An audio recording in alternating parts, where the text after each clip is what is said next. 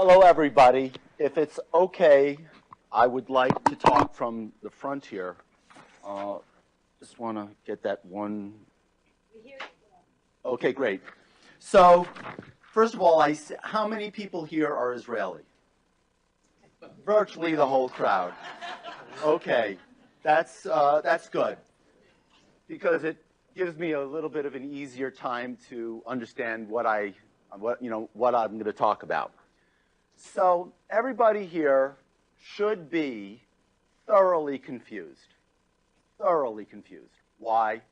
Here's an American who's never been in the Israeli army. Never been in the Israeli army.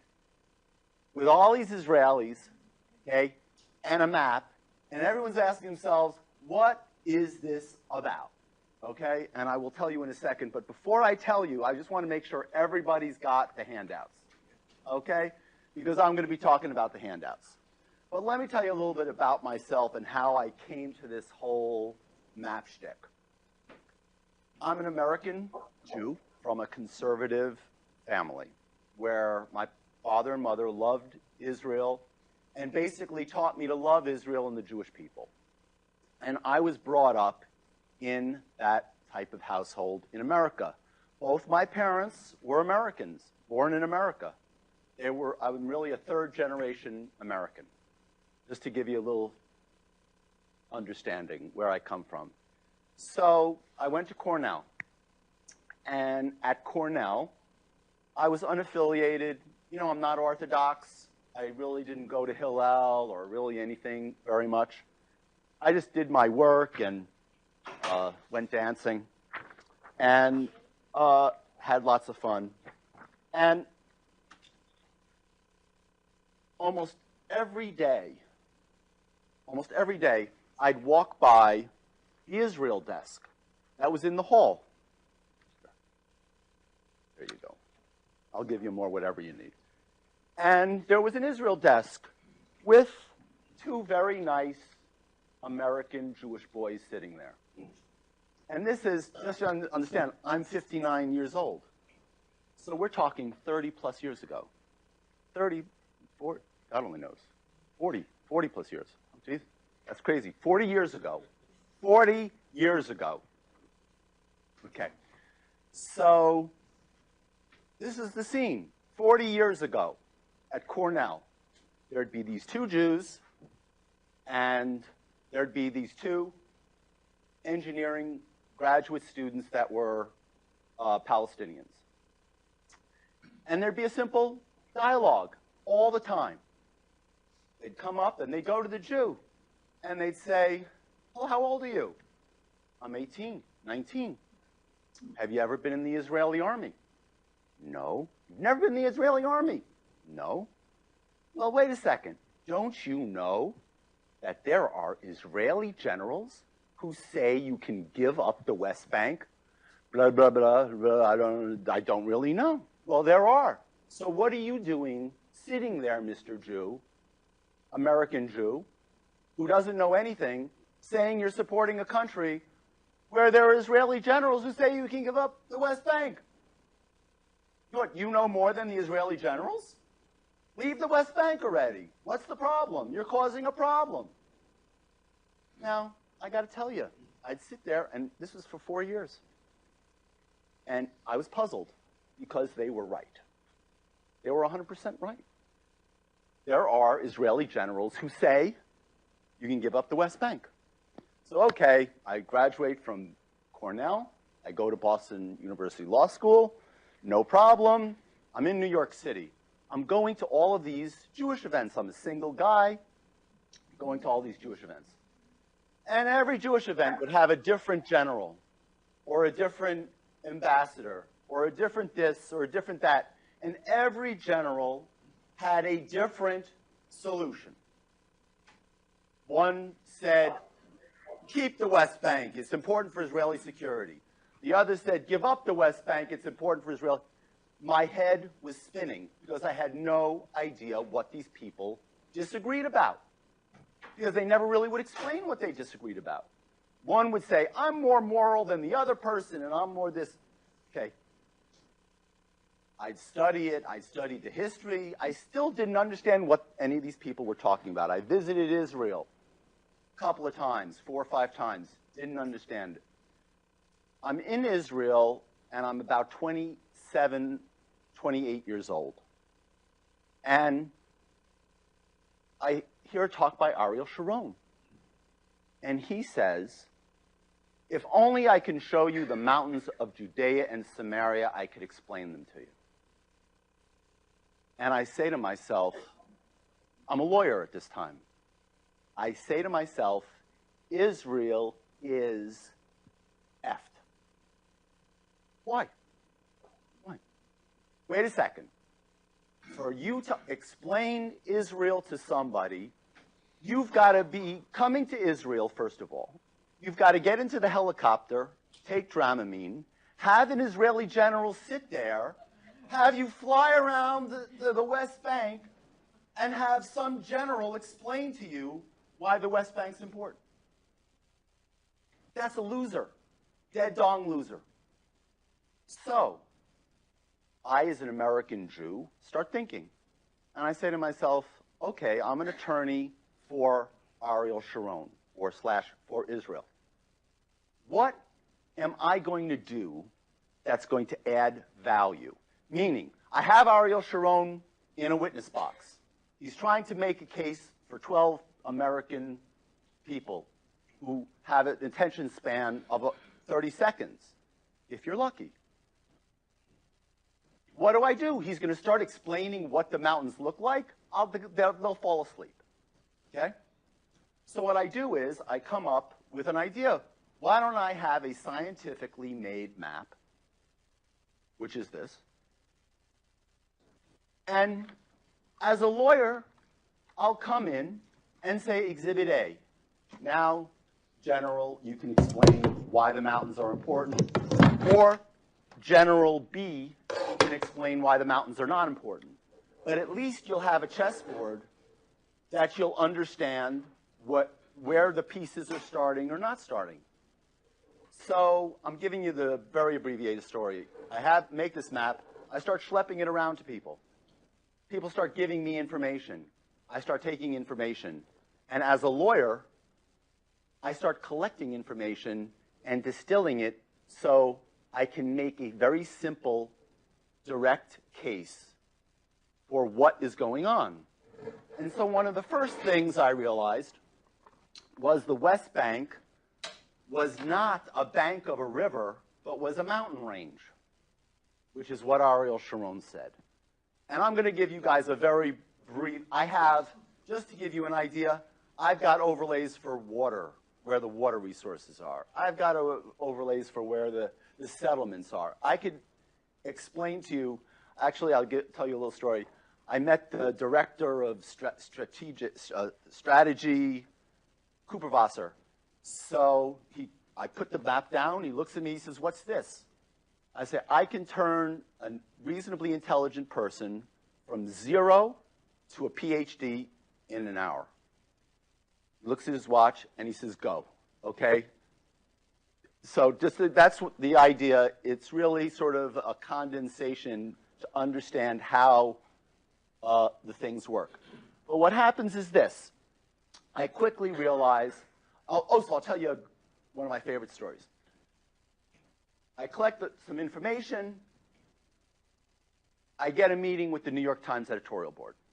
This is when Shamir, believe it or not, was around.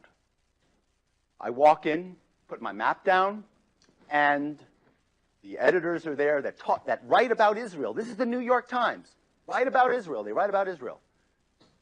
And one of them, of course the Jewish one, starts laughing in my face. And I say, what are you laughing about? He says, you're never going to be able to show me that West Bank's important. And he goes and he points right over here. Okay? He points over here. He says, you're never going to be able to show me that West Bank's important. That's a joke. And I look at him and I say, you know, you're right. I'm never going to be able to show you that West Bank is important. You know why? And now the Goyim are looking at me. Okay? I say, you know why? Because that's not the West Bank we know and love to fight about. He looks at me. I say, the West Bank is actually this whole mountain range. Oh, okay. You would not believe the level of rank ignorance, and I'm talking zero knowledge, from the New York Times editorial board that was writing op-eds, the anonymous op-eds on Israel, and it hasn't changed. What year was it? What? What year? 1993, 1992. Shamir, whenever Shamir was around. Okay, so fast forward. I say, hey, I'm going to start going to congressmen and senators with this gig.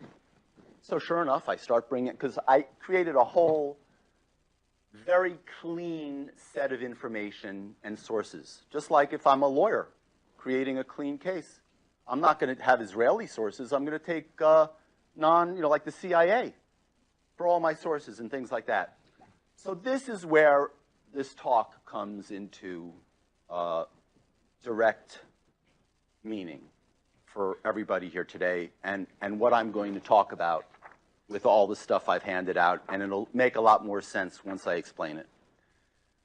Okay, I'm 29 years younger.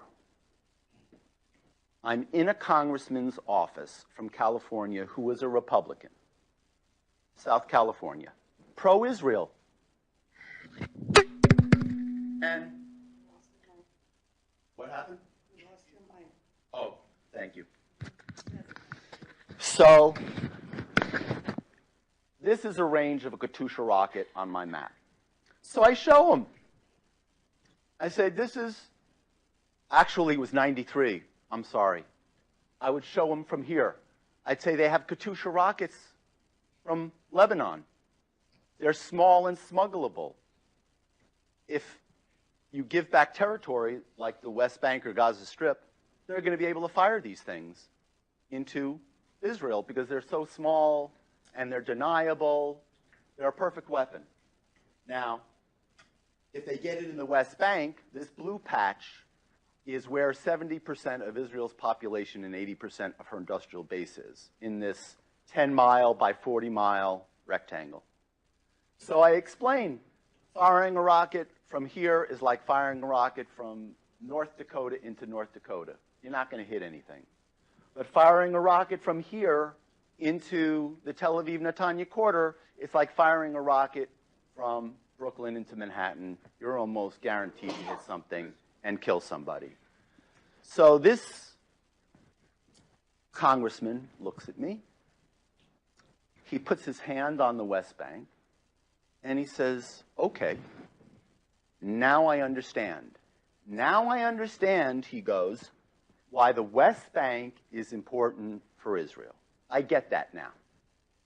But now he looks at me and says, I have a problem. And of course I say, what's your problem? He says, you want to know my problem? I say, yeah. He says, okay. And now his mask falls. And he's telling me the truth. And with not hostility, but a mix of anger and frustration and God only knows what. He goes, every day I have real constituents who vote in my district. Every day. This is 29 years ago, guys. Every day I have people coming into this office saying Israel's an apartheid state. This is 29 years ago. The $3 billion should be spent here, not there. Israel is the cause of terrorism. Israel is the cause of high gas prices. Israel is the cause of... Why is Israel important to me? Why is Israel important to my constituents? No, I did not go as some fancy organization. I just went as Mark Langfan. And I'm looking at him, and I say, wait a sec. What you're really asking me is not whether an Israel with or without the West Bank is important for you. You are asking me whether an Israel at all is important for you. And he looks me dead in the eye and says, that's exactly what I'm asking you. Okay? This is a pro-Israel congressman with AIPAC supposedly explaining all of this. You with me? Okay. So now, the map's on the table. I go like this. Oh, well, Syria's over here. Egypt's over here. I see the man's, Saudi Arabia is over here. I see the man's eyes glaze over immediately. And I know I've lost him. And I know exactly why I've lost him. And I'll never forget this exact thought went through my mind. I said to myself, when I was sitting there, I said, Mark, you could stand on your head from now till kingdom come and explain where the countries are. And this man will never understand it because he has no idea where the countries are, period, to start with. Okay? And this is a congressman who's voting on billions of dollars for Israel, on all of these things. Billions. Not that hard to believe. There are a few it's not hard. It's not hard to believe. Believe me, I've lived it. Okay. So what happens is, I get on the train for New York, and on the way home in New York, I make my first Israel strategic map, which I will show everybody, which is this one.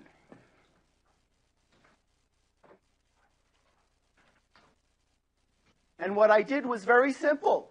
It's on page, everybody can look, and I will put it up on the screen.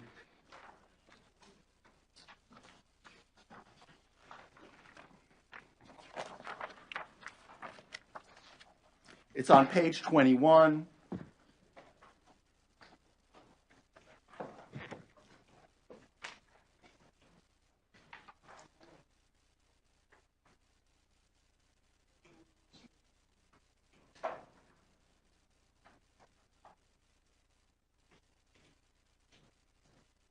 Okay.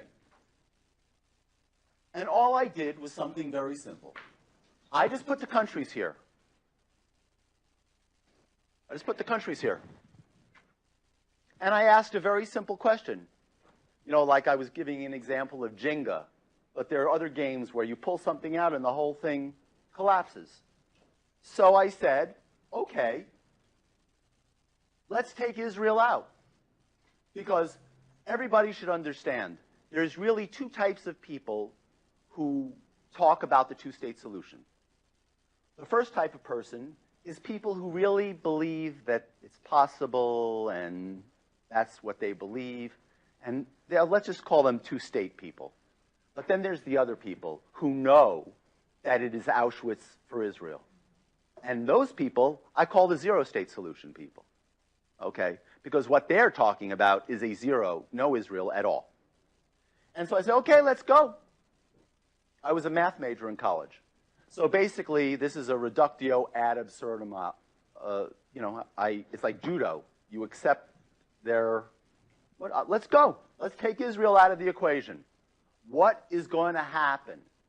Now, I've been doing this for 30 years. I cannot even begin to tell you all the places. In 30 years, there has not been a single question on the first two steps. If you pull Israel out, the only thing that happens is the Hezbollah, Syria, Iran gets a little bit bigger and takes the north of Israel, and Egypt takes the south of Israel. That's it. There isn't going to be a Palestinian state because it's not strong enough. That's step one. 30 years, never a question. Step two, I tell people, for 50 years, Israel has been protecting Jordan from Syria. If Israel's not there, who's protecting Jordan? Nobody. Okay? 30 years. Now, remember, what have we been told? Unceasingly. Israel's the cause of instability in the Middle East. Oh, let's atone. But you sort of never really ask the question. At what time did Israel, when people make this argument, you ask at what time did Israel become the cause of instability? 1968? 1964? 1939? 1900? When? Okay? The answer is God only knows when. Okay? And what they're really saying is no Israel is going to produce stability. So everyone has just seen that with two rather simple, almost idiotically simple steps, we have a third step, which is Saudi Arabia, the world's richest country, all of a sudden has three new northern neighbors. Egypt, that's in control of the Suez Canal and is the poorest country per capita practically in the area, along with being the most militarily strong conventional country in the area. Then you've got Syria/Hezbollah, God only knows what to the north. How long is this going to be, quote unquote, stable for? And the answer is 0. So, with just one little stupid map for 20 years, I would go into congressional offices and I'd look at them and I'd say, listen, you know, after I show them the Katyusha rocket, I say, I know what you're thinking. You want to know why Israel is important. And they go, the response is always the same, and it is scary. They go, no, no, no, no, we're not that kind of office. Okay? And I say, oh, I know you're not that kind of office. And I say to myself, and you've just once again confirmed that there are a lot of those kinds of offices. Okay? And so I say, I just want you to be able to explain to those offices why Israel is important. Okay? So in answer to the question of what the linchpin is Israel here, at least to the east of Israel, is the linchpin to this entire Middle East. Okay? So now, about 10 years ago, I said, Mark, you've really done a half-baked job. And now I want everyone to look at this postcard. Everyone look at this postcard?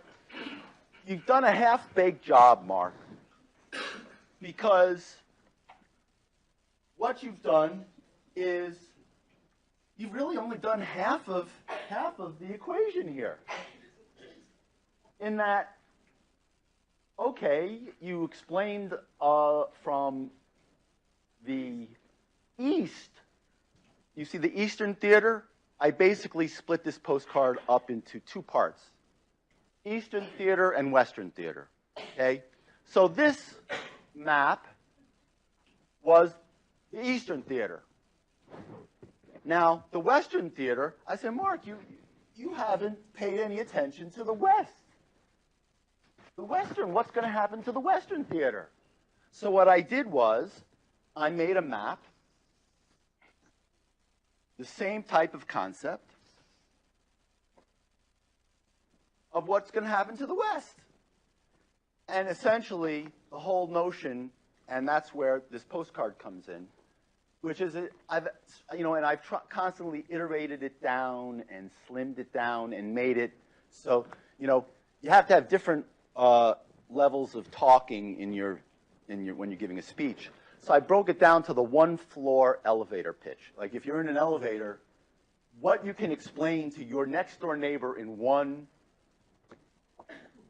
floor, okay? And that is, if you look at this postcard, you've got 11 million Christians in Greece in the upper left-hand corner. Now, those 11 million Greeks, this country is sworn to defend those 11 million Greeks under NATO. You with me?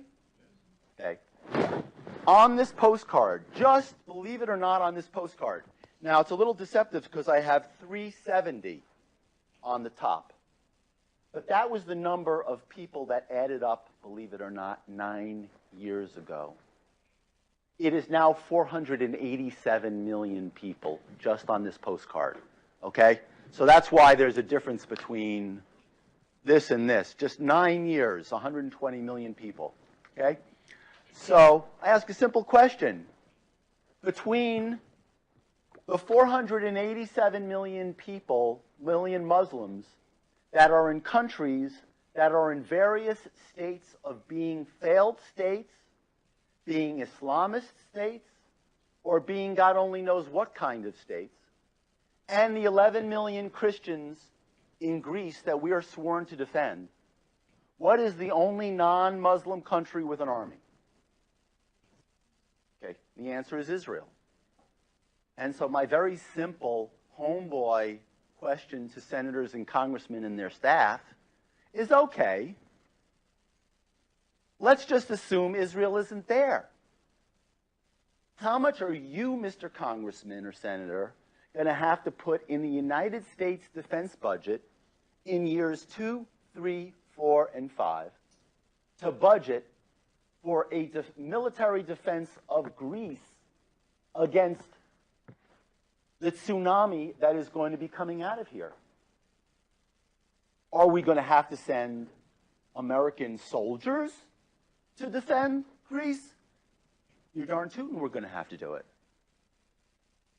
And so what happens is, all of a sudden, with a simple postcard, we go from amorphous talk that Israel is an ally to pocketbook and blood and treasure conclusion that Israel is not just an ally, but is the ally that America needs to protect, or God only knows hell is going to break loose. Okay? Which brings us to really this handout I handed out. Everybody's here has got to be confused. What is going on with American Jews? What is going on with the confusion between American Jews and Israeli Jews? What is going on, quite frankly, between Israeli Jews and Israeli Jews? It's a mess. It's a balagan. Okay? Now, to give you an idea of how much of a mess it is, if you look at the bottom picture, this was in the Times. Okay? Now, what do people say? What do people say? Oh, it's anti-Semitic. Oh, it's anti-Semitic. Run for the hills, it's anti-Semitic. Now, got a question.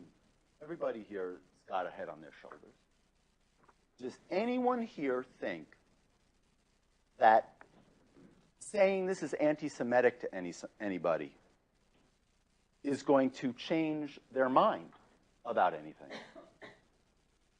Whether they believe this to be true. Because what is this diagram saying? This diagram is saying Netanyahu is carrying his dog Trump around. It's not Netanyahu's not the dog. It's really Trump that's the dog. And he's got a leash on him, and he's directing him where to go and what to do. And it's all because the Jews give money to the congressman, and it's not in the best interests of America. It's in the worst interests of America, but the Jews are paying everybody off. So that's why. And that's why you have a diagram like this. That is what is going on with Omar. That's what's going on with Tlaib. They are essentially saying, the Benjamins, baby. The reason why congressmen are not looking out for the national security of America is because they're getting $100 bills from Jews. And so they're actually in the worst interests of America, not the best interest of America. And quite frankly, this is what is being said, and this is the battle that is going on. Now, I'm not going to get into the whole American Jew versus the Israeli Jew situation, but I think everyone could understand just by looking at some of this that there's a lot of information that really people just don't understand. And you cannot ask American Jews to even begin to understand the slightest hint of what I've just showed you here. Okay? So now, on the top is a picture, a cartoon, a German cartoon, a 1942 cartoon, where it's got the Jew marionetting Stalin and Franklin Delano Roosevelt and Churchill. Okay? Nothing changes. This is and to think, this is, everyone should know, this is a German thing in 1942 when Hitler already has been bombing London. He's invaded Russia. God only knows, the Japs have launched an attack on Pearl Harbor. Okay? That's how ludicrous that was. But, wait a sec. We're seeing almost the same exact thing. So now, on the flip side, I'll show you that just a month ago, and this is something that you will never have seen in the New York Times. A month ago, Florida Senator Rubio and a Democrat from New Jersey, Menendez, filed an Eastern Mediterranean bill basically saying that Israel, Cyprus, and Greece are now forming an alliance that is important, and so on and so on. So really, the question is, who's right? These cartoons? Or the congressmen or the senators that are saying Israel is a strategic asset? I'm sure you guys agree with me that Israel is this is the right side. However, unless you show it to people and unless you explain it to people, who's going to get elected? Who's going to know what's going on? And you don't see anything in the New York Times. You don't see any maps that I've just shown you. So I'm going to talk about two more things, and then I'll open it up for questions. My basic thesis in this book is that Israel today is as strategically important to the United States as Great Britain was in World War II. And let me read to you, just so you guys understand the enormity and almost it's crazy, how things echo each other. On page 6, everybody should, because this is actually very important, everyone could turn to page 6. Okay. In 1941, we will all agree that there was no Israel, right? There was some Jews there, but it was Palestine, or it was under the mandate, whatever you want to call it. So there was no Israel. And we were in a war, or we were not yet, America was not yet in a war with Germany. This country was divided. This country was torn asunder over whether we should go into the war on behalf of Britain or we should stay out. Okay? Now, one of the leading people who was an isolationist who said we should stay out was Charles Lindbergh. He's the guy that flew all the way across the Atlantic, the first maiden solo voyage in a plane. Okay? So he knew there was nothing between us and Europe but Great Britain. And I'm going to read to you what he said in 1941, 2 months before Pearl Harbor. 2 months before Pearl Harbor. The three most important groups who've been pressing this country towards a war are the British, the Jewish, and the Roosevelt administration. The second major group I mentioned is the Jewish. The Jews' greatest danger to this country lies in their large ownership and influence in our motion picture, our press, our radio, and our government. Does everyone hear that? This is 1941. I am not attacking the Jewish people, but I am saying that the leaders of the Jewish race, for reasons which are understandable from their viewpoint, as they are inadvisable from ours, for reasons that are not American, wish to involve us in this war. We cannot blame them for looking out for what they believe to be their own interests, but we must also look out for ours. We cannot allow the natural passions and prejudices of other peoples to lead our country to destruction. Now, I posit to everyone here that you could strike British and just put Jewish and the Trump administration, and Omar, if she had any brains, would read these exact words because they're so crystalline clear and clean. However false they are, that's not the point. The point is, nothing has changed. Okay? And so, my simple analogy is we're 1941 all over again. If in World War II they had just looked at a map, they would have seen that the only thing between Hitler and the United States, the only armed force between Hitler and the United States was Great Britain. The same way today, the only armed force between 487 million Muslims and Greece and Cyprus is Israel. And the same types of anti-Semitic evil is being as you see it. So with that, I will open it up for questions.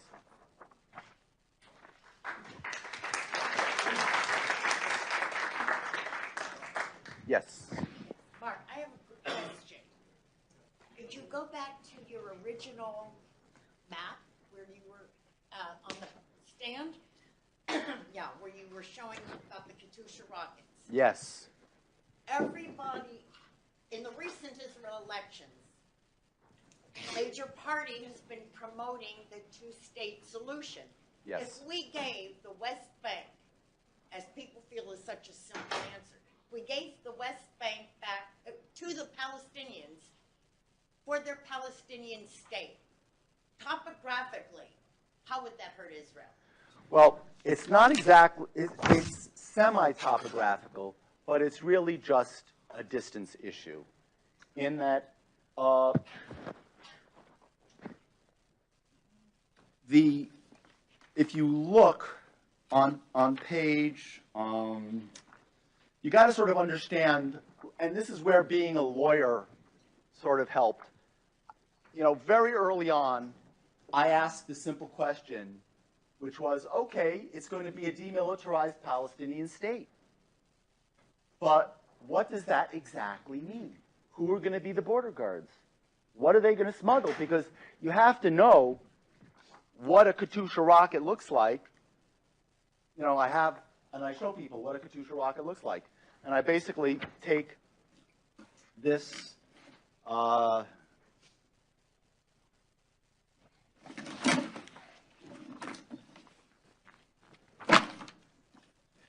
I'm sorry, but I have oh, here. All right. I have this little disc here. And I say, everybody knows what this is. And they say, yeah, that's a CD. I say, yeah, this is CD. This is also the diameter of a Katyusha rocket, approximately. Okay? And it's about 6 feet or so, but this is the diameter. And this is the size of something that could be relatively easily smuggled in. You got to understand how big it is and how far it goes. Sorry to interrupt. No need to smuggle. It can be rebuilt in-house. Well, 100%. No need to Which smuggle. I'm with you 100%, except the concept. You're right, but you see, the way I get to it is I want people to understand the legalistic net of what they mean by a demilitarized state. So I first ask sort of the simple, stupid question, who are the border guards? They're going to smuggle stuff in, aren't I mean, you're telling me that there are 2 million people here. They're going to be smuggling, commerce is going to be coming in and out. So, and this was, by the way, I wrote these articles in 1993, 1991. This is before Oslo. I wrote articles in the Jerusalem Post in 1991 that they're going to smuggle Katyusha rockets in, as not even just a simple lawyer, not a general or anything.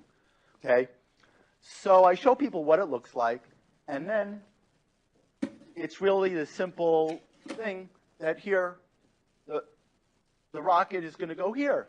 Now, I also explain, well, why is that important? That's important because what's going to happen is basically what happened in the Gaza Strip. When the rockets were fired, what happened? Fatah said, no, it's not us, it's Hamas.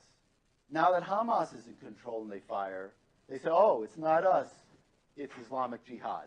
Because you really can't control people like this. So it's almost like it is deniable type weapon.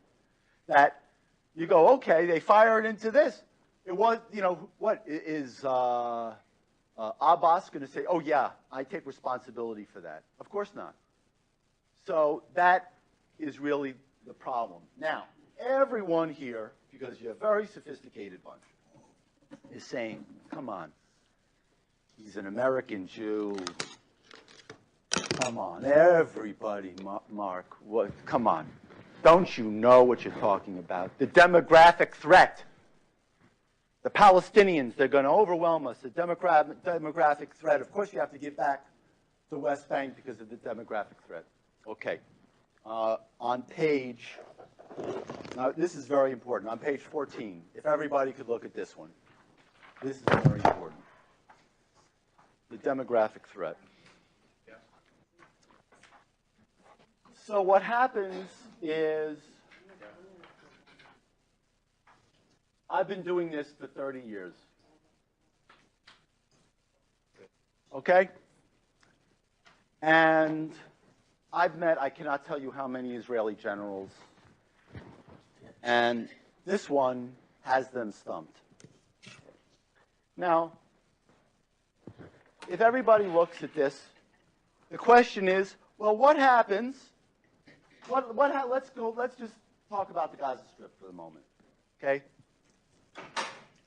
Did leaving the Gaza Strip reduce the number of people in the Gaza Strip? No. So, if you look at this piece, some people say, oh, the Palestinians are growing at a very fast rate. Some people say, oh, the Palestinians are growing at a slower rate. I don't get into that because it's really not relevant to me. I just say, listen, for argument's sake, let's say the CIA is right. The CIA says 3% a year. Okay, you with me? Now, this is the status quo line, meaning if you keep the status quo, they're going to grow at 3%. But now, what is the most critical indicia of a Palestinian state? What is the most critical indicia? The right for returning refugees. Yes, but in terms of American thing, it's the right of deciding who comes into your country. You with me? Now, what does everyone say the answer to the refugees is? Oh, well, all the refugees are going to go back to the West Bank. Now, let's just be honest with ourselves. It's not just going to be the refugees. It's really whoever Abbas wants to come in, just like in America. When Obama was here, he let anybody who wants to come in. Okay? So, one of the key indicias to statehood is the right to allow and authorize people to come in. So now, the Katyusha rocket argument and the demographic argument all of a sudden have a very ugly intersection. Okay? Because everybody here has heard, one way or another, what the left wing or left of center Israeli general has to say if there's a Katyusha rocket attack. We'll reinvade the West Bank. Yadlin told me. What's the last general who just got elected to the Knesset told me? Yes, he told me, we're strong. We can reinvade. Okay. I've got to tell you, I've been in countless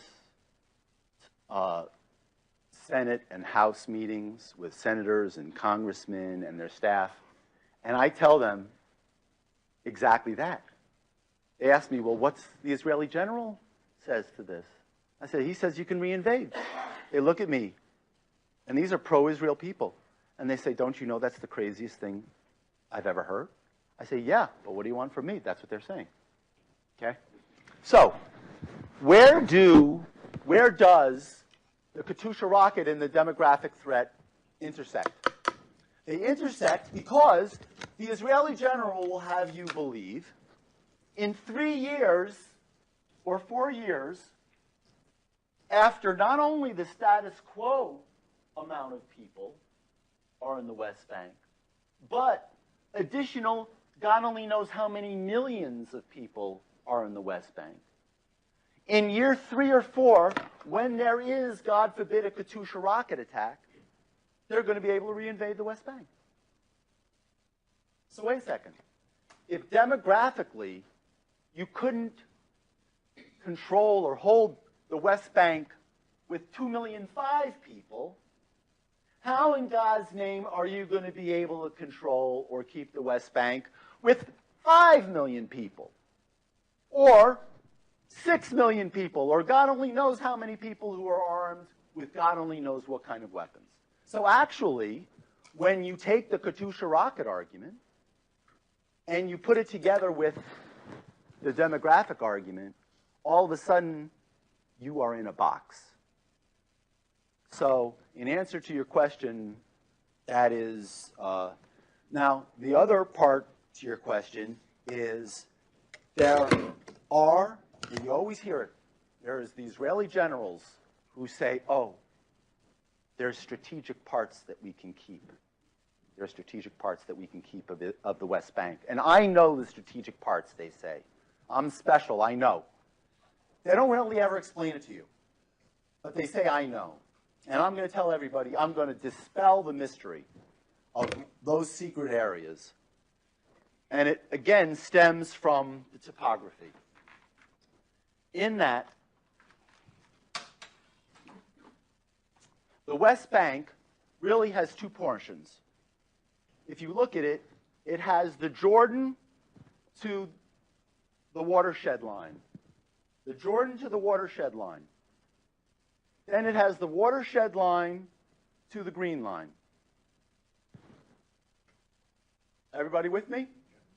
So, why is that important? That's important because this is very, very, very, very steep. This is relatively shallow. So, before 67, there was almost nobody who built buildings here when Jordan was there. So there was almost no Palestinians in this strip of land. Almost no Palestinians. All of the Palestinians, pretty much, are in the western lobes of the West Bank. This is the Jordan River Valley you always hear about. So what happens is in 1967, there's this general, and he comes up with a plan. Now, if the gentleman and I start a tug of war on this piece of plastic, want a tug of war? Okay. Let's tug of war. We're fighting. We're fighting over this piece of plastic. And finally we say, okay, we're going to split this piece of plastic. What does 99 out of 100 people, or maybe 999 out of 999 people, think is going to happen with that piece of rope? It's easy. You're going to split it in half. The guy with the piece that's closest is going to keep the part that's closest to him, and the guy that has got the other piece, they're going to split it. So 99.999% of people, including 99% of Israelis that I've met, by the way, think that what is going to happen is that Israel's going to keep the parts that are closest to Israel, and Israel's going to give up the part that's furthest away. Everybody, no, no, no, no. That's not the plan. All right? Let me direct you to page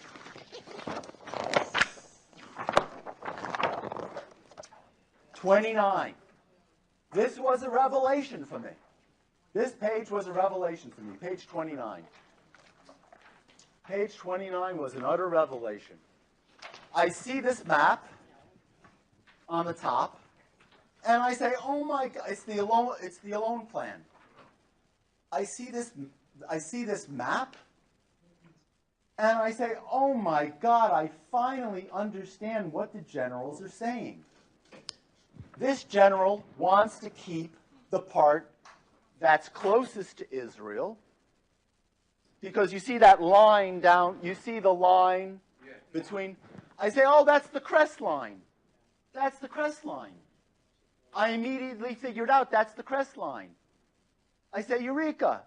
So what this Israeli general wants to do is he wants to keep the left part that's closest to Israel and wants to give up the part that's furthest away. I said, "Eureka," until I actually read the text. And the text says, "No, no, Mark, that's not what the general wants to do. The general wants to give up Western Samaria and keep this." I say, "Oh, my guts in you. Only in Helm. Only in Helm could you come up with something so stupid." Okay? And for everybody's information, don't trust me that it's stupid. I wouldn't, because I've never been in the Israeli army. I've never been in an army. So who are you going to trust for stupid or for smart? Well, on the bottom of the page, you'll see in 1967, at the exact same time Yigal alone was coming up with this genius Israeli Chelmish plan for dividing the West Bank, where he would keep the Jordan Valley and give up Western Samaria. The President of the United States tasked the Joint Chiefs of Staff of the United States of America. And he asked them a simple question. Okay, what does Israel need to keep from the West Bank and the Golan Heights? That's what he did. And you want to know what the Joint Chiefs of Staff of the United States of America said? It's right here, the actual text of their report. And the actual text of their report, don't take my word for it, was the exact opposite of Yigal alone. The exact opposite. They said, you've got to keep the part that's closest. You can give up the Jordan Valley. That's not important. You've got to keep Western Samaria. On purely military grounds, you have to keep Western Samaria. This is the United States of America Joint Chiefs of Staff that was declassified. This was a classified report. Okay, this is an actual classified report that's been declassified. Okay? And why? For the exact reason I just said. They didn't even have Katyushas. They said, no, no, no, I'm not even worried about Katyushas, because that was a little bit later. They said, artillery. You cannot allow any piece of artillery into this area exposing that population center to artillery. You cannot allow that. That's militarily a no-no. And no. So, in answer to your question, that's what these Israeli generals are talking about.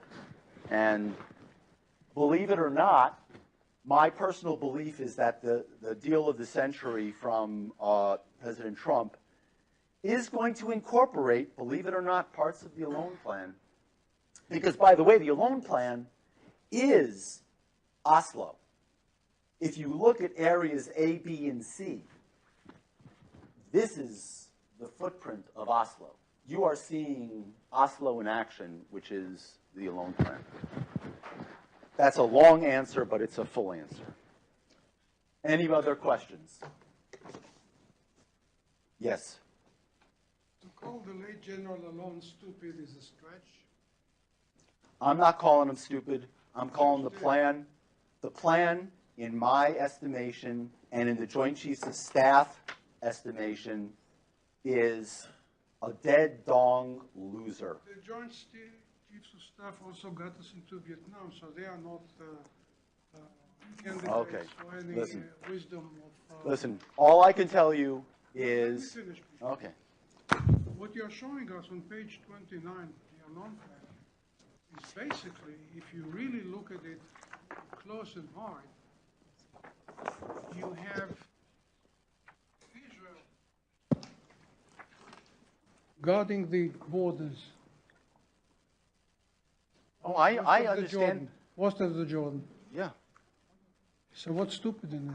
What's stupid about it is if you look at the Gaza Strip, okay, they have the same, Israel is guarding the Gaza Strip with the Philadelphia corridor, okay?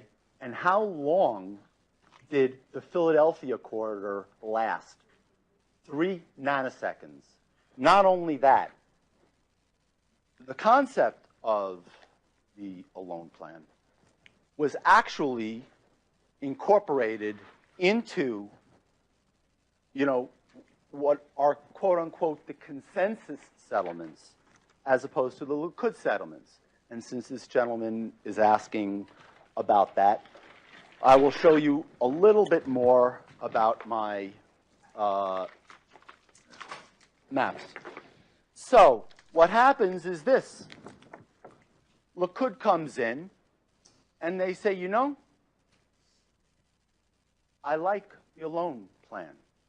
At least the idea of leaving some of these areas and still keeping security over the West Bank somehow. Maybe we'll have an autonomy or something. But they say there's actually a couple of huge problems with the Alone Plan.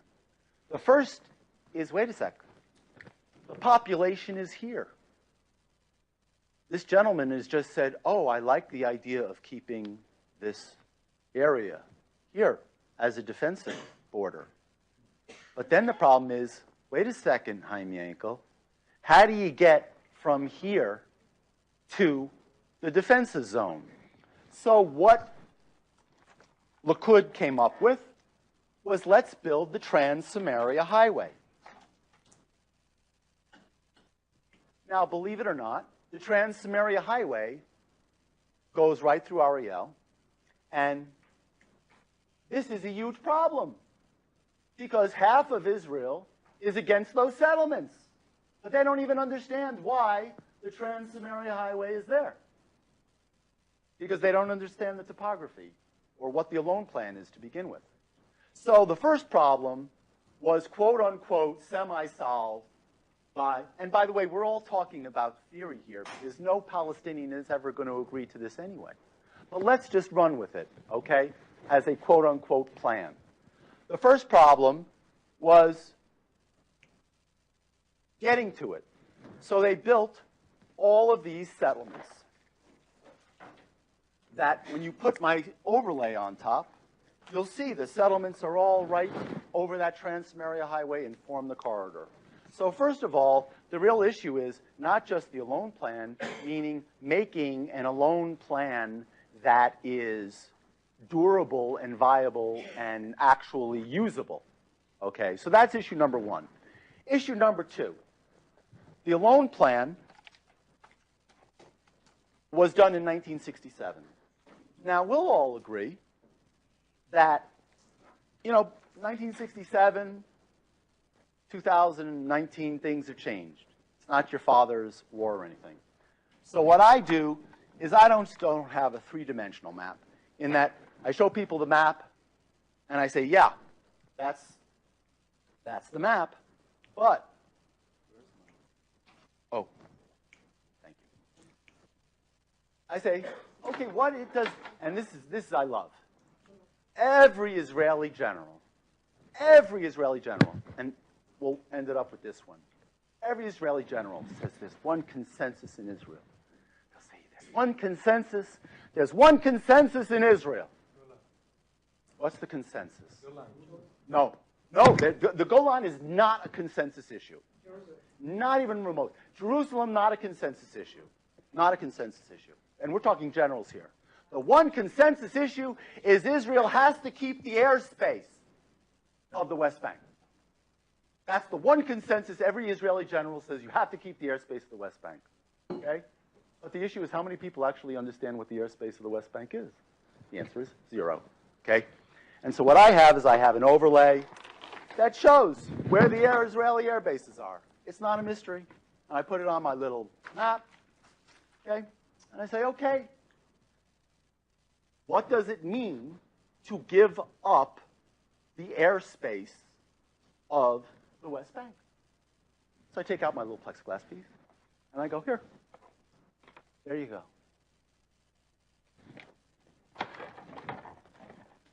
This is what it looks like. The country's cut in half. You can't go in there anymore. An Israeli plane can't touch that. So if you theoretically gave up the Alone Plan Western Samaria, you couldn't fly a plane in there. And getting to Jerusalem, I take this piece and I put it over here. And I say, that's the airspace in Jerusalem. You can't fly a plane over Jerusalem because the turning radius of a plane is much larger than that envelope you're seeing here. Oh. Problem. Not only I show this is the de jure airspace, everybody. Meaning, I say, if a plane touches this, Madam Ashrawi in the UN says that they've violated our airspace. You with me? But that isn't 2019. 2019, you have air defense weapons that can be brought into this area. And so then all of a sudden, the de jure airspace becomes a de facto air umbrella, where all of Israel's air bases are inside of a Palestinian air defense network. Okay? And you are toast. So, in answer to your question, and there are other things with the Alone Plan about water that I won't bore you with. You get the idea. Last question.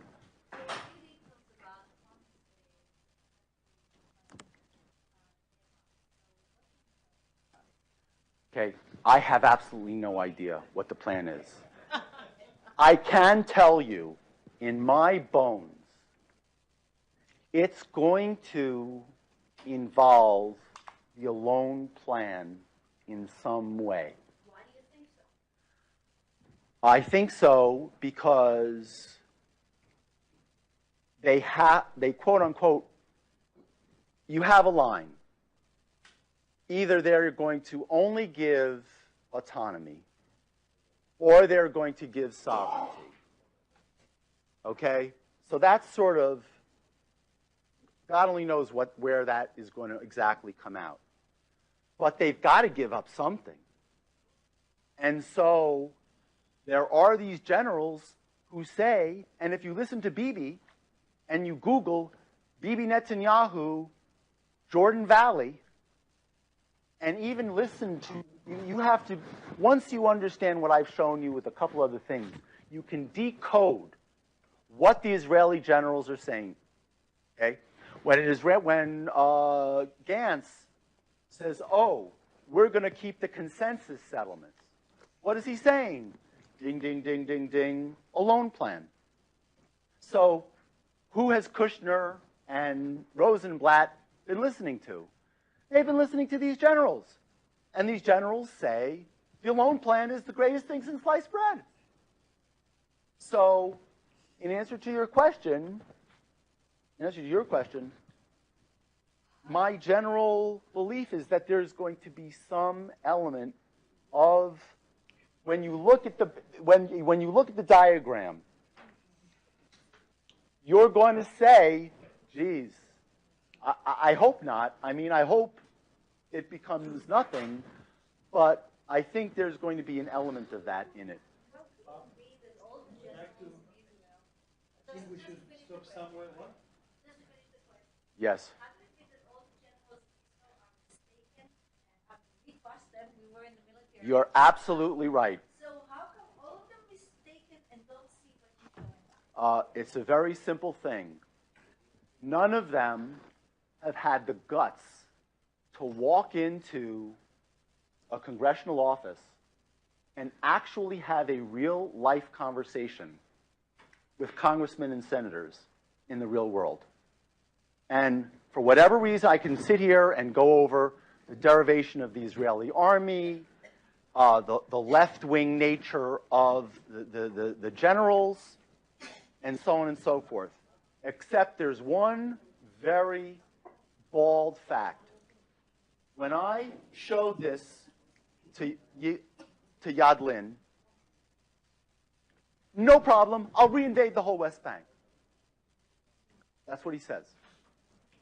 So you can call him, you can ask him, listen, did Langfan meet you in the Washington Institute office however many years ago and ask you about this Katyusha rocket piece? And what did you say? You said you could reinvade the whole West Bank, and what did he say? You know what I said to him? I went like this. Oh, you're so brave. Oh, I got to tell you, you're so brave. Listen, you're so brave. If you're so brave, you should be able to come with me down to the Congression, to the House of Congress, and sit with a congressman or senator and gladly show him my Katyusha rocket piece and tell him to his face that your solution is reinvasion. And see what he says. Oh, well, I won't reinvade the whole West Bank, he says. I said to myself, you're a putz. Okay? And, by the way, if you, I don't want to get particularly, mean, but let's really get to the core of your question. When you go to a doctor, you're not asking this doctor whether he's a Likudnik or a Labornik. You're going to a doctor for one reason. Give me simple medical advice, professional medical advice. Now, as part of the doctor's gig and the law is if the doctor is going to tell you a certain procedure, he also is legally and morally required to tell you, by the way, there's a 2% chance in that thing that you're going to die. There's a 2% chance you're going to have this complication. There's a 3%. I mean, you watch the TV commercials. It's the funniest thing. They've got these medicines, and 1 minute, 10 seconds, they talk about, oh, this is the greatest medicine in the world for diabetes. Oh, and by the way, for the next 50 seconds, they tell you all of the horrendous things that are going to happen to you from the, oh my God, you say, thank God, I'm not going to eat that much sugar. Okay. Okay. Why? Because there is a legal obligation to disclose all the complications. Now, what's with these generals? When you go to a general, you're not going and asking him, listen, are you a Likud or a labor general? You're going to him for his unvarnished medical professional opinion. The same exact way you go to a doctor. Am I right or wrong? Yeah. So what are you expecting from this general? You're expecting that if there's a 1% chance that there's going to be a problem, I want to know it. If there's a 3% chance, I'm going to want to know it. I'm going to do it. When they left Gaza, did they tell you? No, I'm not talking you. I'm saying, do the generals tell you what the risks are. The answer is no. So now, if you had a doctor who had an operation, someone else, had an operation, and the patient died, and it turns out, lo and behold, that was a 90% chance of a complication with that surgery. You'd go, what? I'm going to sue that person. That person's a criminal. That person is a criminal. If a doctor did an operation where there was a 90% chance of fatality and didn't disclose it, that doctor would be in jail. You with me? So now, what happens to these Israeli generals that come up with all of these things? You want to know what happens? No, I'll tell you. I don't know what that means. It's been implemented. Yeah, listen. I'll tell you what happens. I'll tell you what happens. And okay, they go to America. They go to America on the lecture circuit and make hundreds of thousands of dollars from American Jews for telling them all of this crap. That's what happens to these Israeli generals. Mark can be here later. You may continue the conversation. Mark, thank you very much. Thank you.